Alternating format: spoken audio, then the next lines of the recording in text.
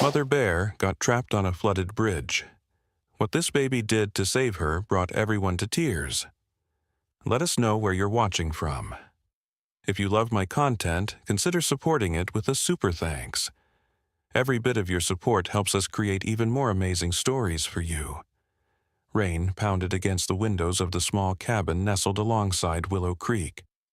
Inside, 2-year-old Lily Morgan pressed her tiny palms against the cold glass, her wide blue eyes fixed on the growing storm outside. Her parents, Sarah and James, were busy securing the cabin against the rising floodwaters that threatened their peaceful mountain community. "Stay away from the windows, sweetheart," Sarah called over her shoulder as she stacked sandbags by the door. But Lily remained transfixed, watching raindrops race down the window pane like tiny rivers merging into one. The old wooden bridge that connected their side of the valley to the main road groaned under the pressure of the swollen creek. Local folks called it Trembling Bridge because of how it swayed even on calm days. Today, with the current raging beneath it, the structure seemed to be fighting for its very survival. A flash of movement caught Lily's attention. Through the curtain of rain, she spotted a large figure, cautiously making its way onto the bridge. It was a mother bear, her dark fur slick with rain, her movements deliberate and careful. Lily pressed her face closer to the window, breath fogging the glass. "Bear!"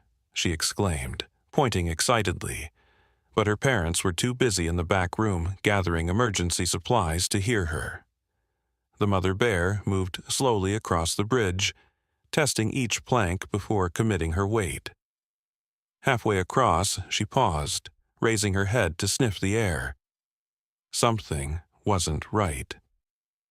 The water was rising faster than she had anticipated, and pieces of debris, branches, logs, and other remnants of the storm's fury crashed against the bridge supports. Suddenly, a massive surge of water slammed into the bridge. The structure shuddered violently, and several planks tore away, leaving a gaping hole in the middle. The mother bear roared in panic, scrambling backward, but found herself trapped on a small section of intact bridge. Water churned menacingly on both sides as the bridge continued to splinter. Lily watched in horror as the bear paced back and forth in the limited space, each movement causing the remaining planks to creak ominously. The creature's eyes were wide with fear, and her desperate roars carried even through the thunder and pounding rain. From the doorway of the cabin, Lily could see neighbors gathering on the far bank, pointing and shouting. Nobody dared approach the failing bridge or the terrified bear. But something stirred in Lily's young heart. A connection, an understanding beyond her years. The bear wasn't just scared, she was a mother, separated from her baby. Lily could somehow feel it. While her parents frantically worked to secure their home, the little girl quietly slipped through the partially open door, clutching her favorite blue blanket. Her tiny feet squished in the mud as she made her way toward the river's edge, drawn by an instinct she couldn't possibly understand, but felt compelled to follow. The mother bear's eyes locked with Lily's. In that moment, something impossible happened. A silent understanding passed between them. Not predator and prey, not wild and tame, but two souls caught in nature's fury, one desperately needing help and the other somehow knowing she could provide it. The rain intensified, droplets stinging Lily's soft skin as she took another tentative step forward. Behind her, the cabin door slammed in the wind, but the sound was lost in the roar of the flood. Her parents hadn't noticed her absence yet, a blessing and a curse. "Bear hurt," Lily whispered, her voice barely audible over nature's symphony. She dragged her blue blanket through the mud, its edges soaking up water and growing heavier with each step. From the safety of the opposite riverbank, a small crowd had gathered. Among them was Old Man Jenkins, who had lived in these mountains for 80 years and had never seen the creek rise so quickly. His weathered face creased with concern as he spotted the tiny figure approaching the water's edge. "Lord Almighty, there's a child down there," he shouted, pointing a gnarled finger toward Lily. The crowd gasped collectively. The situation had just become infinitely more complicated. Not just a bear trapped on a failing bridge, but now a toddler dangerously close to the raging water. On the bridge, the mother bear let out another roar, this one different from before, almost like a warning. She pawed frantically at the wooden planks beneath her, which shifted ominously with each movement. A loud crack echoed through the valley as another support beam gave way. Lily stopped at the very edge of the water, her tiny toes sinking into the saturated earth. The distance between her and the bridge seemed impossible. 20 feet of angry, swirling water that could sweep away even a grown adult in seconds. But Lily wasn't focused on the water. Her gaze remained fixed on the bear's terrified eyes. What nobody else could see, what nobody else could possibly know, was that the bear's desperate glances weren't random. She kept looking back toward the forest on the far side of the bridge, where a small, dark shape peeked out from behind a fallen log. Her cub, separated by the flood, watching its mother's peril from a distance. Lily saw it, though. Somehow, her innocent eyes caught what the adults had missed. She pointed to the tiny shape and made a soft cooing sound that mimicked the bear's earlier calls. "Baby bear," she said, turning to look at the gathered crowd, trying to make them understand. Suddenly, a massive section of the bridge collapsed. The mother bear roared in terror as she scrambled to maintain her balance on the few remaining planks. Water surged over what was left of the structure, threatening to sweep away the panicked animal at any moment. In the chaos, nobody noticed the pickup truck barreling down the dirt road toward the scene. Nobody except Lily. She recognized the driver instantly, Mr. Carson, the local wildlife ranger who had visited her preschool just last week. He had shown the children pictures of the forest animals and taught them about respecting wildlife. The truck skidded to a halt, and Carson leaped out, surveying the situation with trained eyes. He spotted Lily immediately and began running toward her. "Don't move, sweetheart," he called out. "Stay right where you are." But Lily had already made her decision. With determination that belied her tender age, she flung her beloved blue blanket toward the water. The wind caught it, billowing the fabric outward before it landed partially in the creek, where the current immediately began to carry it toward the failing bridge. "No, Lily," Sarah's voice cut through the storm as she finally realized her daughter was missing and spotted her by the water's edge. She sprinted from the cabin, terror etched on her face. Carson reached Lily first, scooping her into his arms and backing away from the dangerous water. But the little girl squirmed and pointed frantically toward the bridge and then to the cub hiding in the distance. "Baby bear," she insisted, tears mixing with raindrops on her chubby cheeks.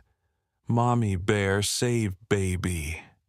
Carson followed her gaze and finally noticed what she had seen, the frightened cub watching from afar. His eyes widened with understanding.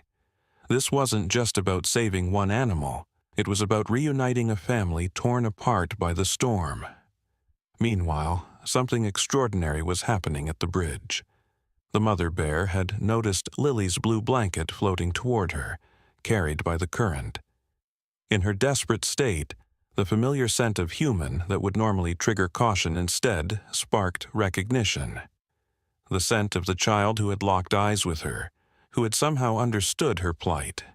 The bear stretched out a massive paw, managing to catch the edge of the blanket as it floated past.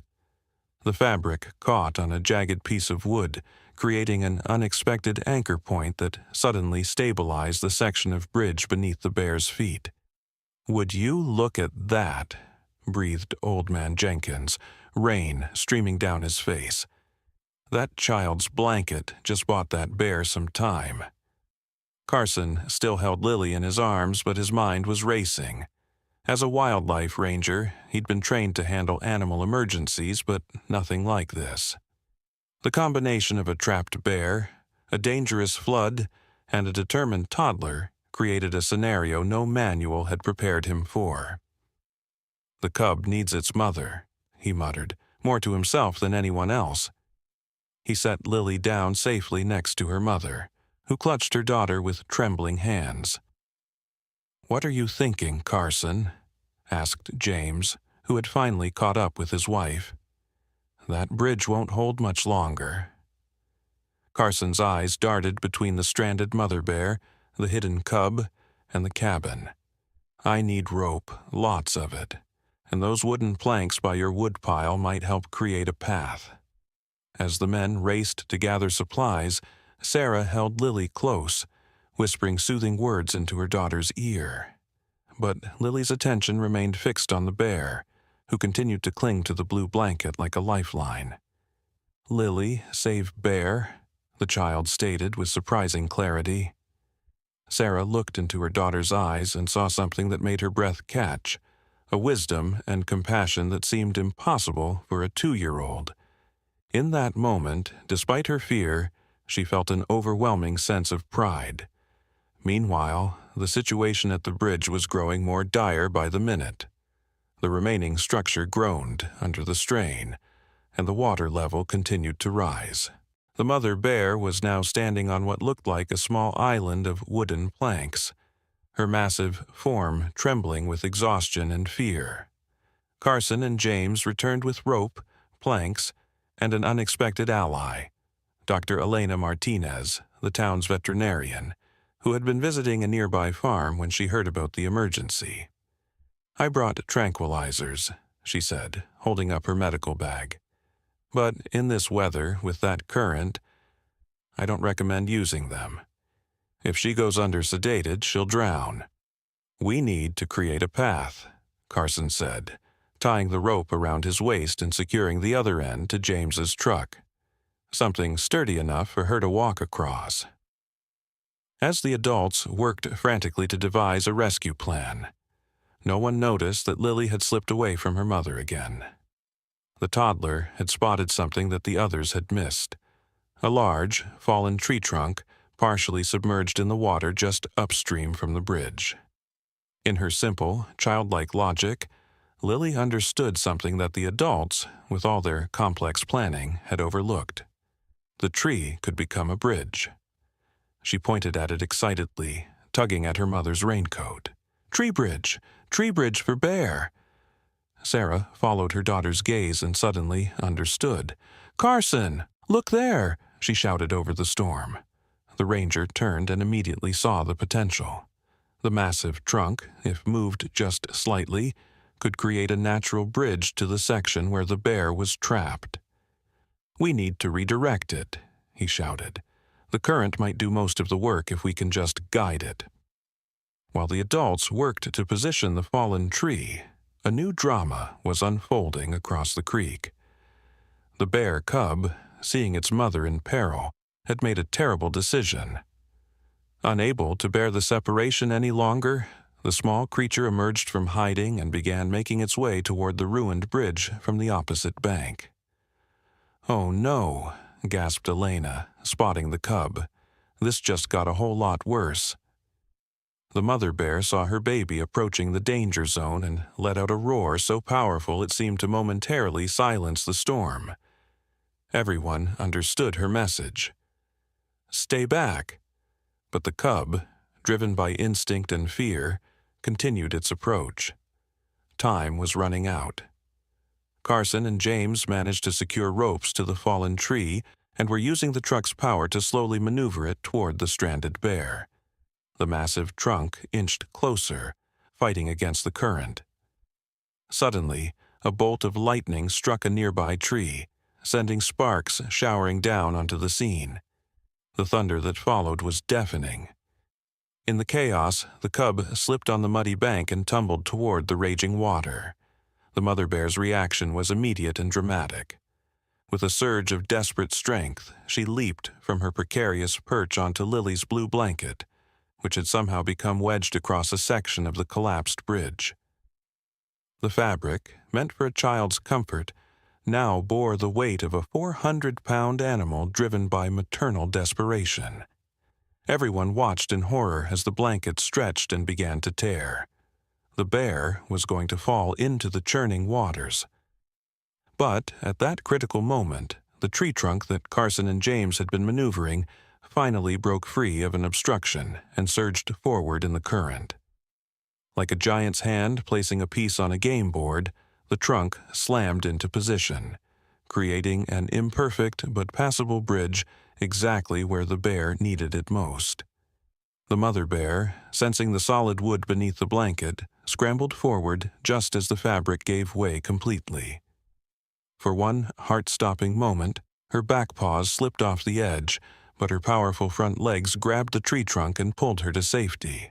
Without pausing, the bear charged across the makeshift bridge toward her cub, who was now desperately clinging to a rock at the water's edge, tiny paws scrabbling for purchase on the slippery surface. The gathered crowd held their collective breath as the mother bear reached the bank. With surprising gentleness, she scooped her cub into her mouth and quickly retreated to safer ground, disappearing into the tree line just as another section of the original bridge collapsed into the raging waters. A cheer erupted from the onlookers, their voices momentarily rising above the storm's fury.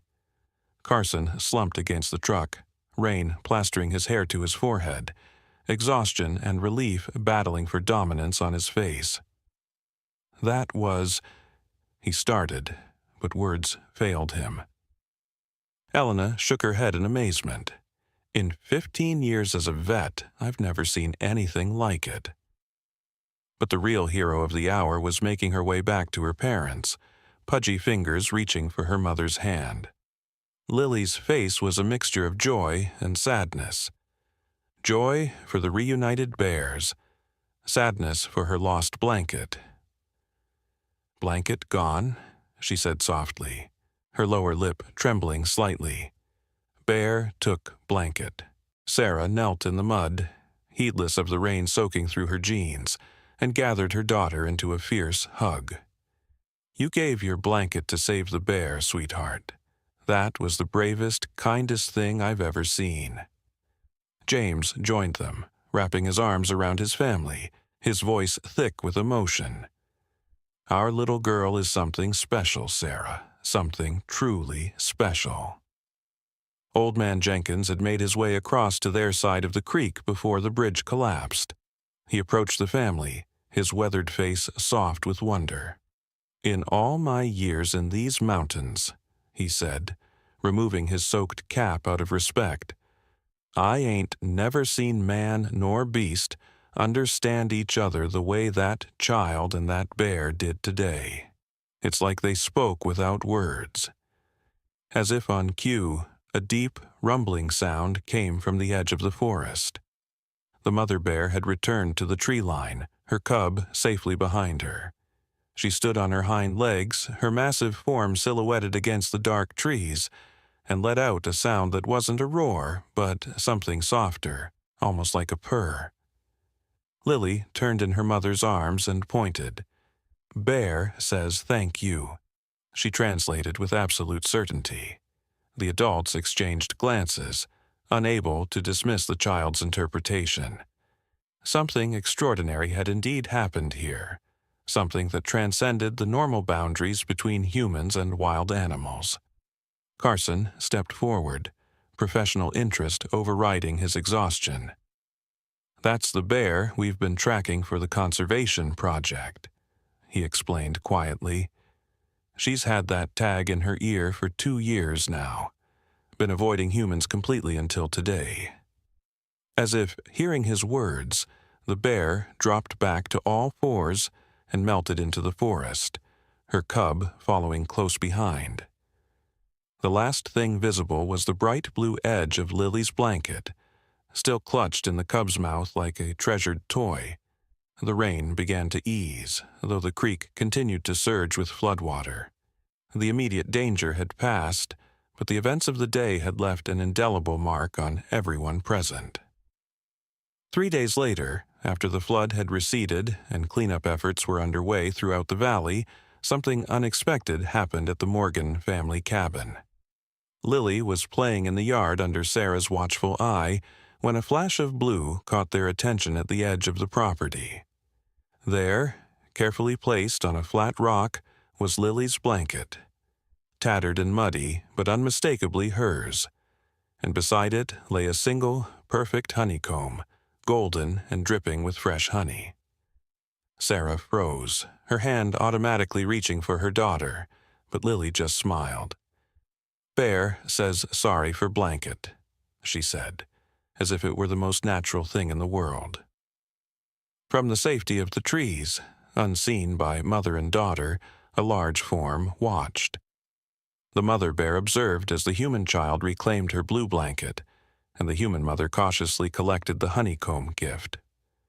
Only when they had returned to their cabin did the bear finally turn away, her cub following close behind, their debt repaid in the only way they knew how. The story of the little girl who saved a mother bear on the flooded bridge spread throughout the valley and beyond. Some dismissed it as exaggeration, the kind of tale that grows with each telling, but those who were there that day knew the truth, that they had witnessed something miraculous, a moment of perfect understanding between species that should have been enemies but instead found common ground in the most desperate of circumstances. Years later, long after Lily had outgrown her blue blanket and the old bridge had been replaced with a sturdier structure, hikers in the area would occasionally report an unusual sight. A large female bear with a distinctive ear tag who, unlike other bears, didn't flee at the sight of humans. Instead, she would pause and watch them, especially if children were present, with what could only be described as respectful curiosity. The locals had a name for her, Lily's Bear, and her story was told to every new family that moved into the valley, a reminder of the extraordinary connection between a fearless toddler and a desperate mother that had unfolded during the worst flood in living memory. As Lily grew, so did her connection to the wilderness surrounding their valley home. By the time she was 7, she had developed an uncanny ability to sense animals in distress. Sarah and James had learned to trust their daughter's instincts, even when they seemed impossible to explain. Whenever Lily would suddenly look up from playing and say, "Something's wrong in the forest," they knew to call Carson. The ranger had kept his promise to stay in touch with the family, partly out of professional interest in the bear they had saved, but mostly because he had been profoundly changed by what he witnessed that stormy day. He had created a special position for himself as liaison between the wildlife conservation team and the local community, with particular focus on what he called unusual animal-human interactions. On Lily's 8th birthday, Carson arrived at the Morgan cabin with a special gift, a junior ranger vest with her name embroidered on it, and a small but real wildlife tracking device. "Only to be used under adult supervision," he cautioned, as Lily's eyes grew wide with excitement. "But I figured our local animal whisperer should have the proper equipment." Sarah watched her daughter proudly wearing her new vest, remembering the tiny girl who had once braved a flood to save a bear. Though still small for her age, Lily had grown into a confident child with an old soul's wisdom and a seemingly boundless capacity for compassion. "Any sign of our special friend lately?" Sarah asked Carson quietly, while Lily showed her father how the tracking device worked. Carson shook his head. "Not for a few months, but that's actually a good sign. Means she's keeping to the deeper forest, away from the increasing development down in the valley." What neither of them knew was that trouble was brewing in the mountains. A particularly dry summer had led to poor foraging conditions, pushing bears and other wildlife closer to human settlements than usual. The county had recently approved a controversial hunting expansion, despite protests from conservation groups and many locals, including Old Man Jenkins, who had become something of an environmental activist in his twilight years. The hunting season was set to begin the following weekend, and tensions in the community were running high. Some residents welcomed the chance to protect their properties from hungry wildlife. Others feared the ecological impact and the potential loss of animals they had come to see as neighbors rather than threats. 3 days after her birthday, Lily woke in the middle of the night, her heart pounding with an inexplicable sense of dread. She slipped out of bed and went to her window, pressing her face against the cool glass just as she had done as a toddler. The night was clear, a full moon illuminating the yard and the forest edge beyond. Nothing seemed amiss, yet the feeling persisted. "Something's wrong," she whispered to herself. "Something's very wrong." Unable to shake the feeling, Lily pulled on her boots and jacket over her pajamas and crept downstairs. Her parents were deep sleepers, and she managed to slip out onto the porch without waking them. The night air was crisp with the first hint of autumn, carrying the scent of pine and distant wood smoke. Lily clutched her new tracking device, even though she knew it wouldn't be much help without actually placing a tracker on an animal.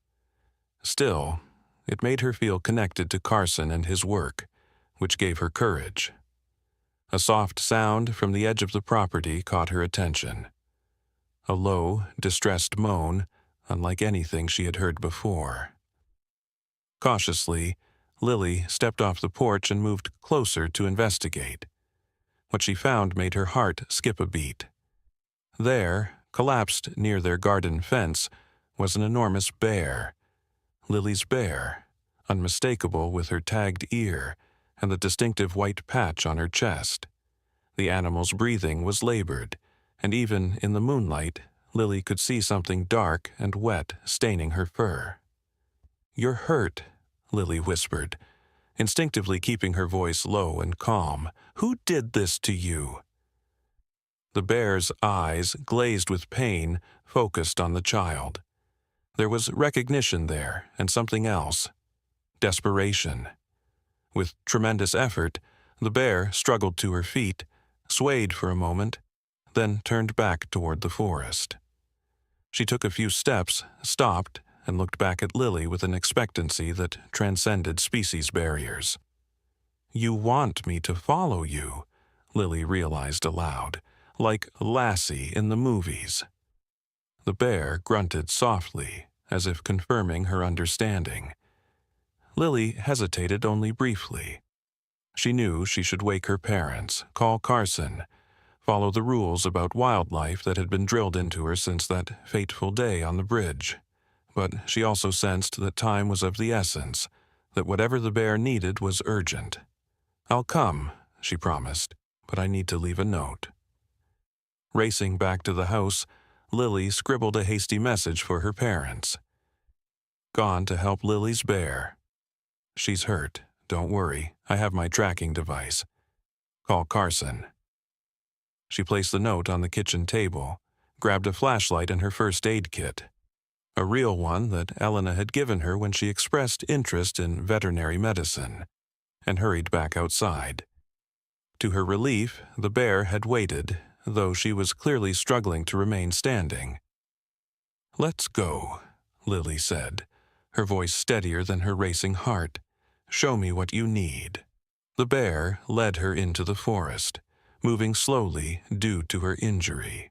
Lily could now see it was a wound in her side, possibly from a bullet or an arrow. She clenched her fists in anger at the thought of someone shooting this magnificent creature, especially out of season.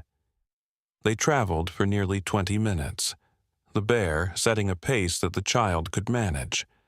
The forest grew denser, the moonlight filtering through the canopy in silver patches that dappled the ground. Ordinarily, Lily might have been afraid. The night woods were forbidden territory, full of unseen dangers, but her concern for the bear overrode her fear. Finally, they reached a small clearing. The bear stopped and let out a soft, rumbling call.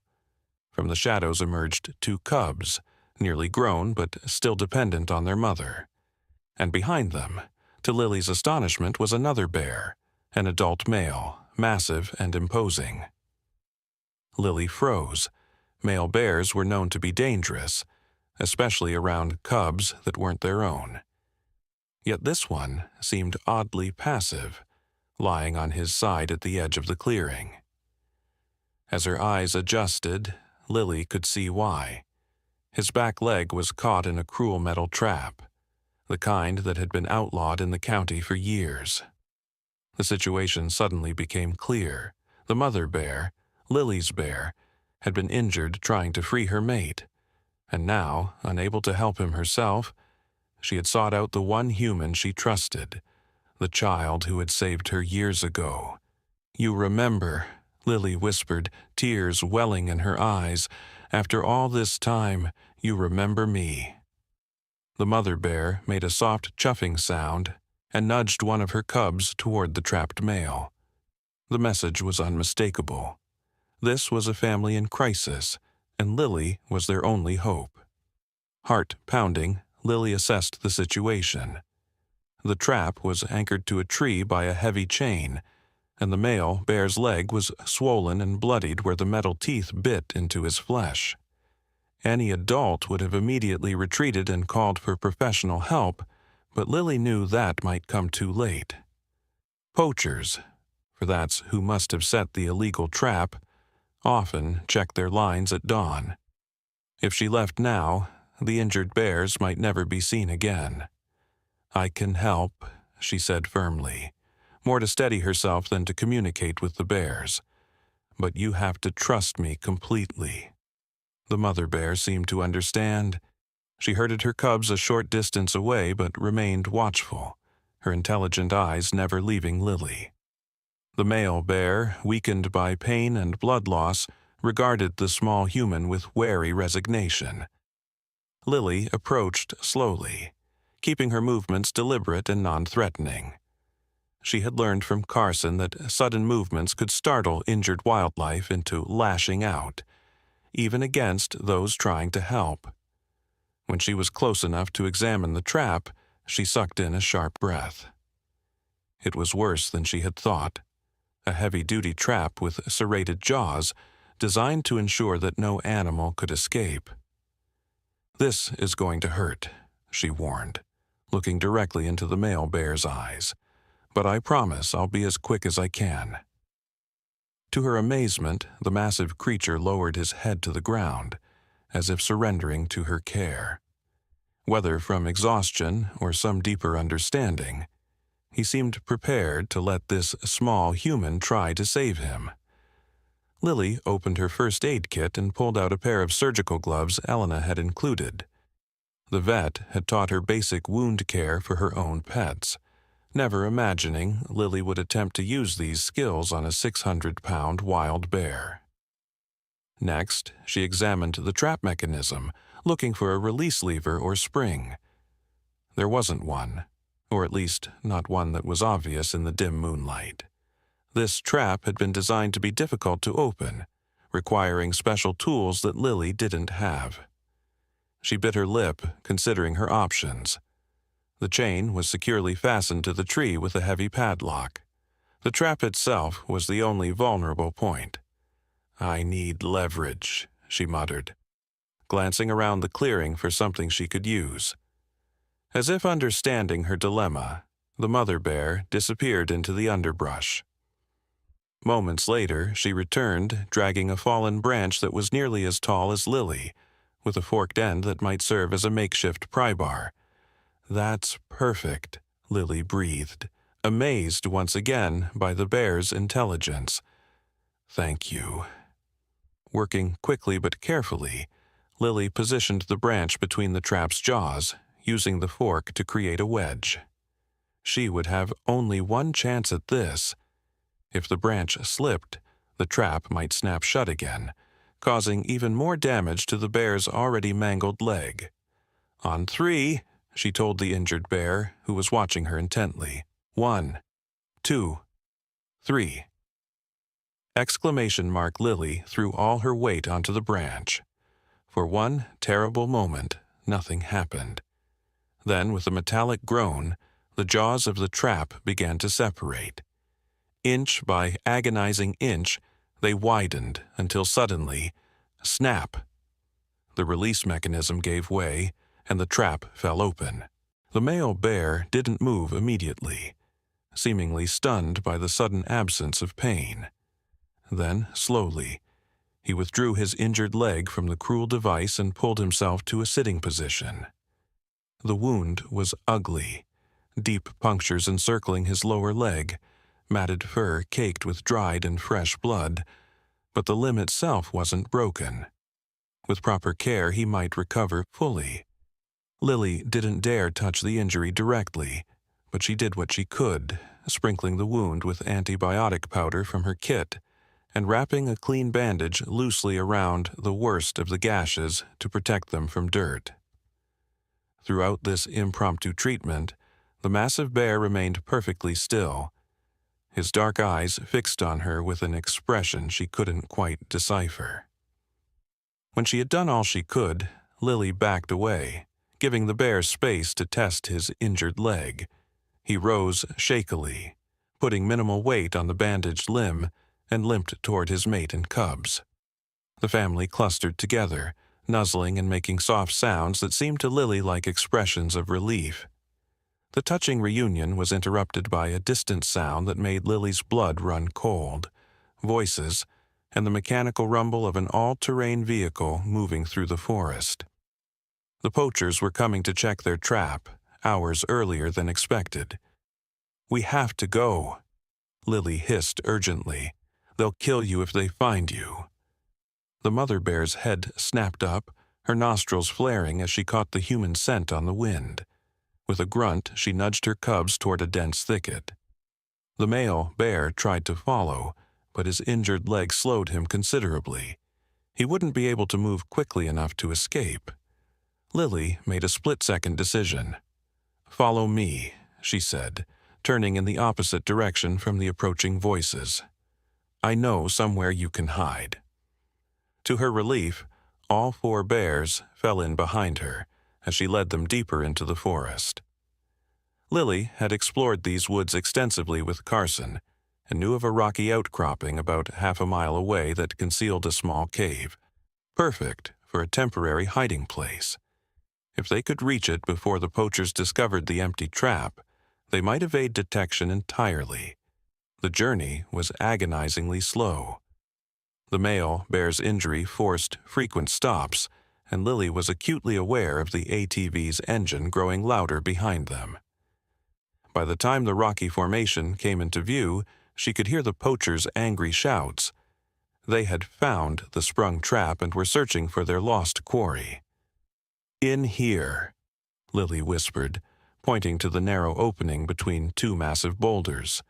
The mother bear and cubs squeezed through without hesitation, but the male bear hesitated, eyeing the tight space with obvious concern. His larger size would make the passage difficult, especially with an injured leg. "Please," Lily begged, hearing voices drawing nearer. "You have to try." Whether he understood her words or simply responded to her urgent tone, the bear gathered himself and pushed through the opening, wincing visibly as his bandaged leg scraped against the stone.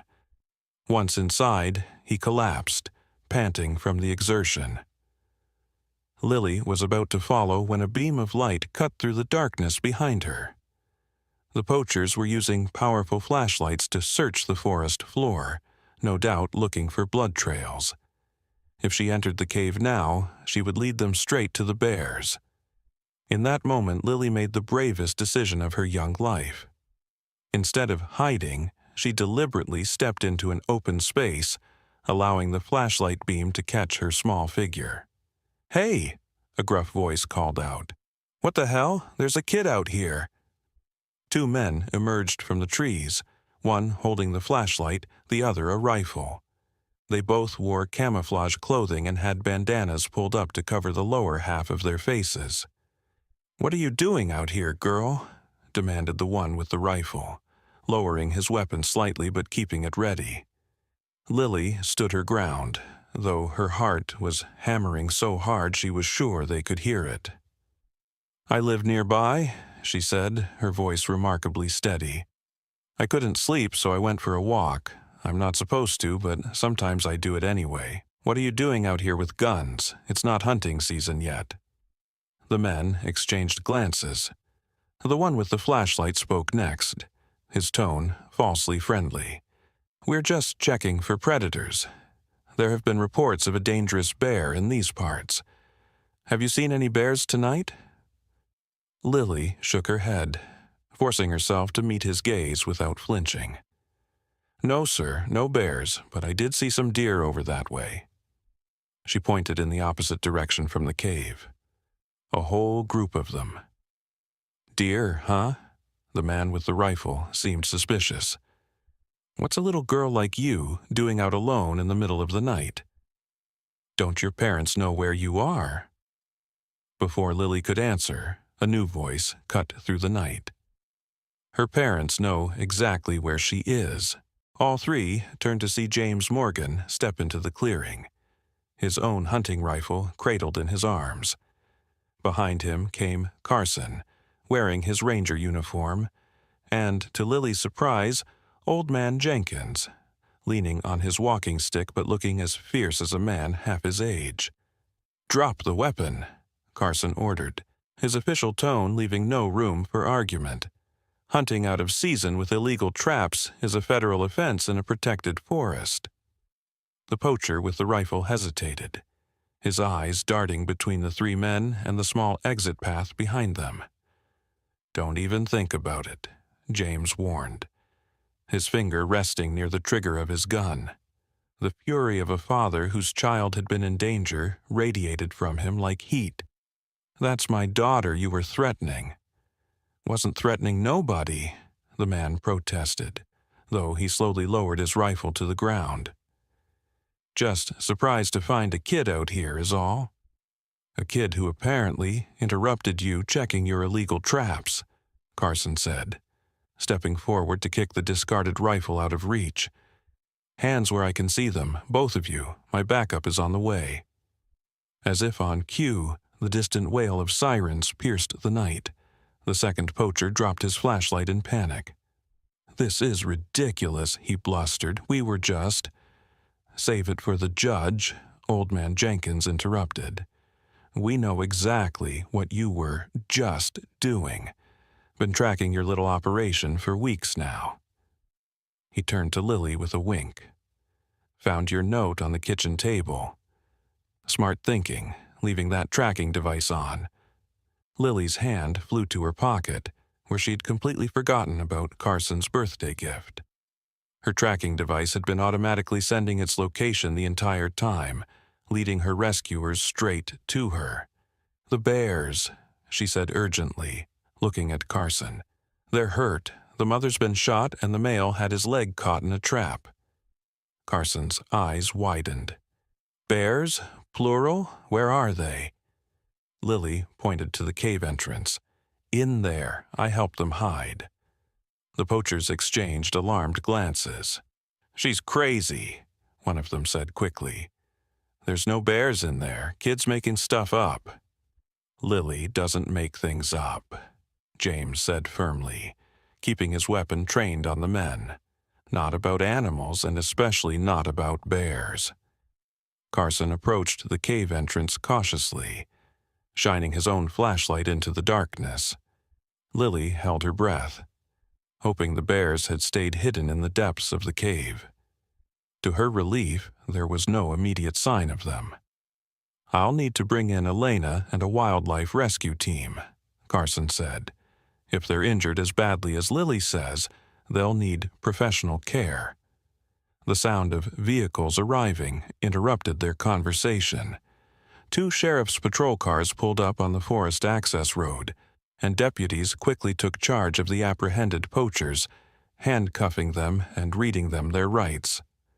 Only when the men had been led away did Lily finally begin to tremble, the adrenaline that had sustained her courage starting to ebb. James knelt beside her, pulling her into a fierce hug. "You scared 10 years off my life, Lily Bear," he whispered, using his special nickname for her. "But I'm so proud of you I could burst." "How did you know where I was?" Lily asked, her voice muffled against her father's jacket. "That tracking device Carson gave you has an emergency beacon," James explained. "When you turned it on, it sent an alert to his phone. He called us right away." Lily pulled back, confusion on her face. "But I didn't turn on any emergency beacon. I just took it with me." Carson, who had been conferring with the deputies, overheard and joined them. "Actually, that model activates automatically when it detects a rapid movement in unusual hours," he explained. "It's designed for hikers who might fall or get injured when alone. Your running through the forest at 2 a.m. triggered it." "Good thing it did," Old Man Jenkins added gruffly. "Those weren't the kind of men who leave witnesses, even young ones." The seriousness of the danger she had faced finally hit Lily, and she shivered despite the mild night. "The mother bear came to get me," she said quietly. "She knew I could help her family. She remembered me from the bridge." The adults exchanged glances over her head, but none of them voiced the skepticism they might have felt. They had all witnessed enough of Lily's unusual connection with animals, particularly this bear, to know that ordinary explanations didn't always apply. "Well, let's get that help organized," Carson said, pulling out his phone. "Elena's not going to be happy about a middle-of-the-night call, but for a family of injured bears, she'll make an exception."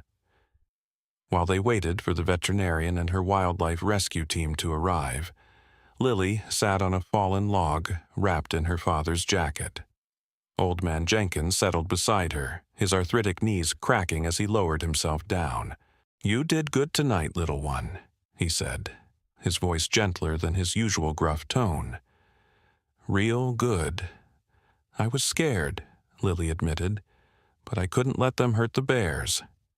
Jenkins nodded sagely. "That's what real courage is, being scared but doing what's right anyway." James joined them, handing Lily a thermos of hot chocolate that Sarah had sent along. "Your mom's going to meet us at the ranger station," he said. "She wanted to come straight here, but someone needed to stay by the phone in case the deputies called." Lily took a sip of the sweet warm drink, feeling its comfort spread through her. "Is she mad?" James chuckled. "She was at first, then worried. Now she's just relieved and proud, like the rest of us." Within an hour, Elena arrived with her team and enough tranquilizing equipment to safely sedate and transport the injured bears. Lily led them to the cave entrance, calling softly to the animals inside. To everyone's amazement, the mother bear emerged willingly, limping but alert, followed by her cubs. The male bear was more reluctant, but eventually he too appeared, his bandaged leg held gingerly off the ground. "I don't believe it," Elena murmured, as the bears allowed her team to approach with minimal resistance. "It's like they know we're here to help." "They do know," Lily said simply. "I told them." The process of sedating and examining the bears went more smoothly than anyone could have anticipated. The bullet wound in the mother bear's side was painful, but not life-threatening. The round had passed through muscle without hitting any vital organs. The male's trapped leg was more serious, requiring extensive cleaning and proper medical attention, but Elena was optimistic about his recovery. "With proper care, they should all pull through," she announced after completing her initial assessment. "We'll take them to the Wildlife Rehabilitation Center. The cubs can stay with their mother during her recovery." "What about the male?" Lily asked anxiously. "He's part of their family, too." Elena smiled. "That's actually quite unusual in black bears, but you're right. This group seems to have formed a strong family bond. We'll keep them together as much as possible during treatment." As the bears were carefully loaded into special transport cages, the mother bear's eyes found Lily one last time. There was something in that gaze, a connection, an understanding, that brought tears to the child's eyes. "I'll come visit you," Lily promised softly. "All of you." The next morning, the story of Lily's nighttime adventure and the bear rescue spread through the valley like wildfire. Local news crews gathered outside the Morgan cabin, eager for interviews with the Bear Whisperer Girl, as one headline dramatically dubbed her. Sarah and James kept them at bay, protecting their daughter from the sudden publicity. Carson, however, saw an opportunity. With Lily's permission, he shared a carefully edited version of the story, focusing on the poaching operation that had been uncovered and the importance of wildlife conservation. He deliberately downplayed the more fantastic elements: a child leading injured bears to safety, a mother bear seeking human help, knowing that some things were too precious, too magical to be dissected by public scrutiny. The publicity had unexpected consequences. The county council, facing intense public pressure, voted unanimously to cancel the expanded hunting season and instead established a special wildlife protection zone around the valley. Old Man Jenkins, to everyone's surprise, was appointed to the advisory board overseeing the new conservation area.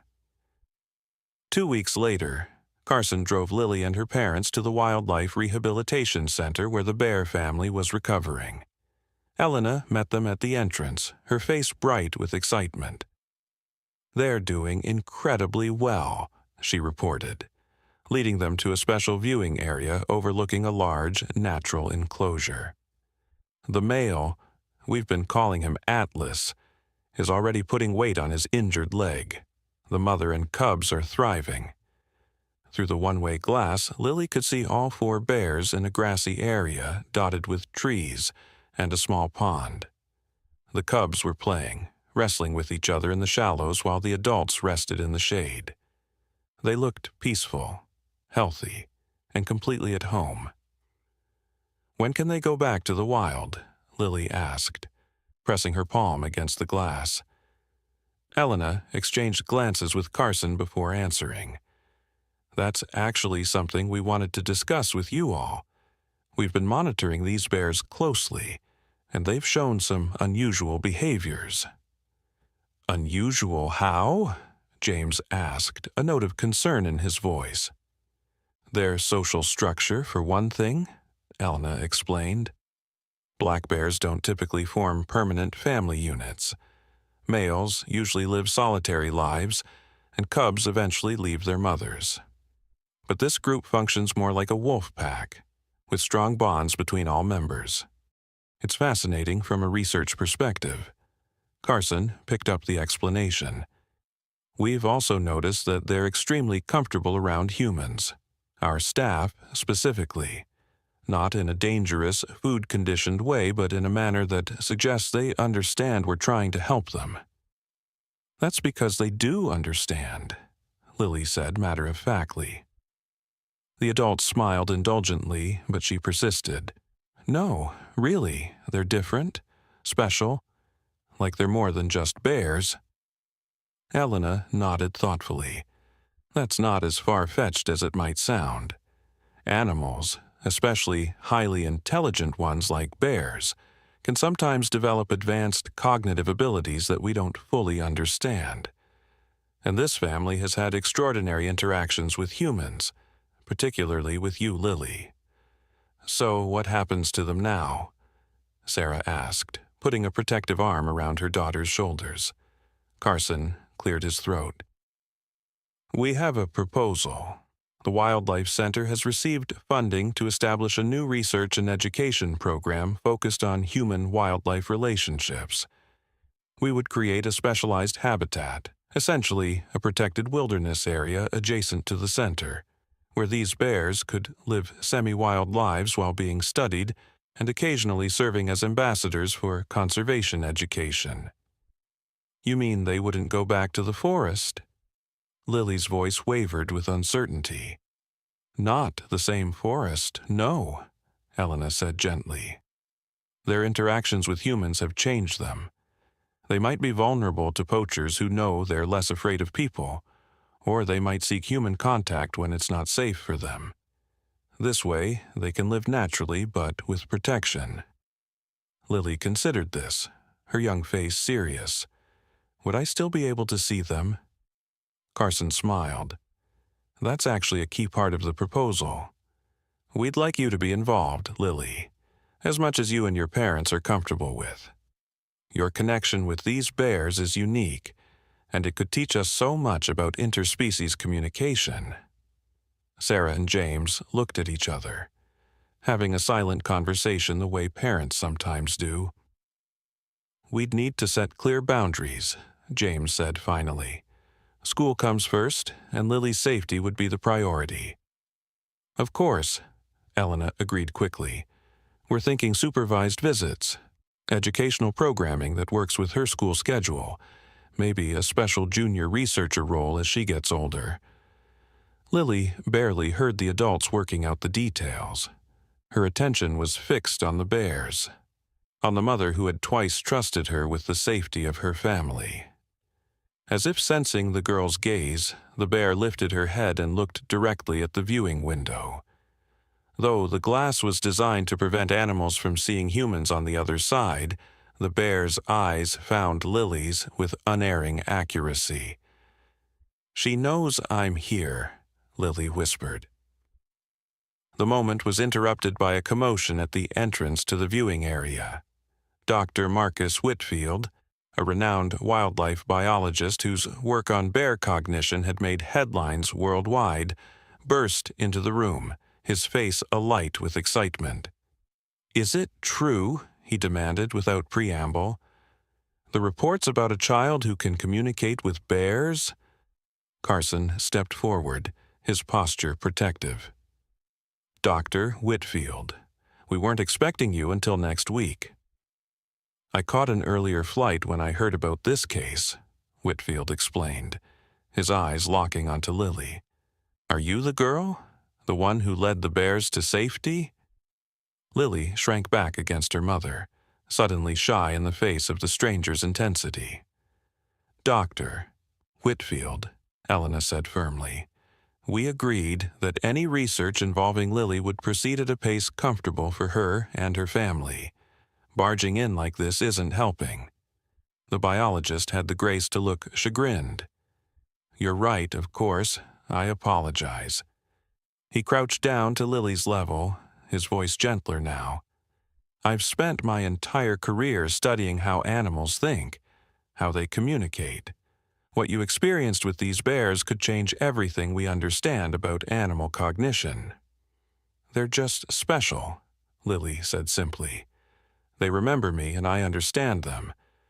Not with words, exactly, but with feelings." Whitfield nodded eagerly. "That's exactly the kind of interspecies empathy I've been researching. Some people seem to have an innate ability to connect with animals on a deeper level than others." "Like animal whisperers in the movies?" James asked skeptically. "Similar, but with scientific backing," Whitfield explained. "There's growing evidence that certain individuals process nonverbal cues and subtle animal behaviors more effectively than others. It's not mystical. It's a heightened form of the same communication skills we all use." While the adults continued their discussion, Lily turned back to the window.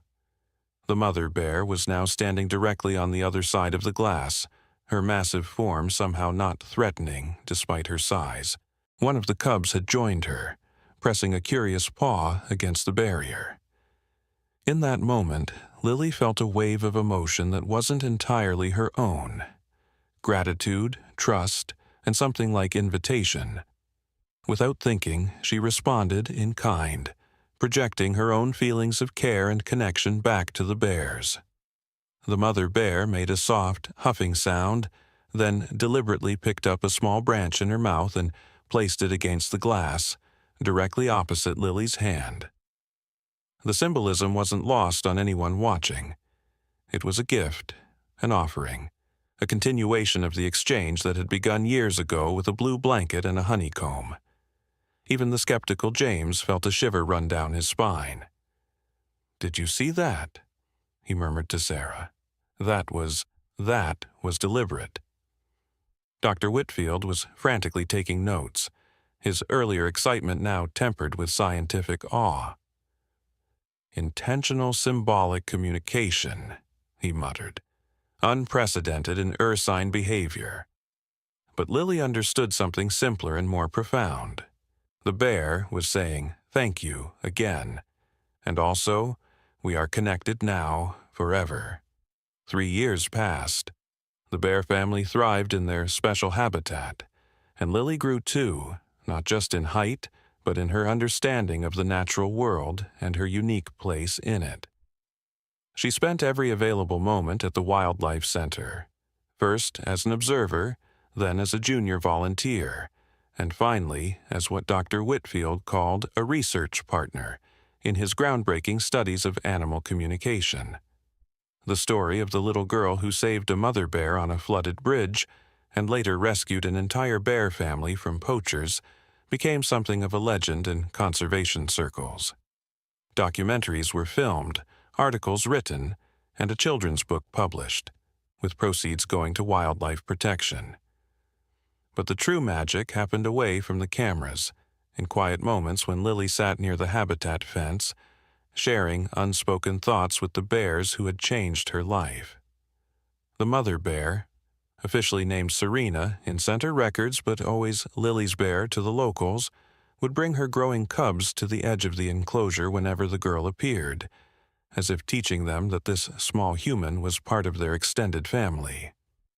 On Lily's 11th birthday, Elena and Carson organized a special celebration at the Wildlife Center.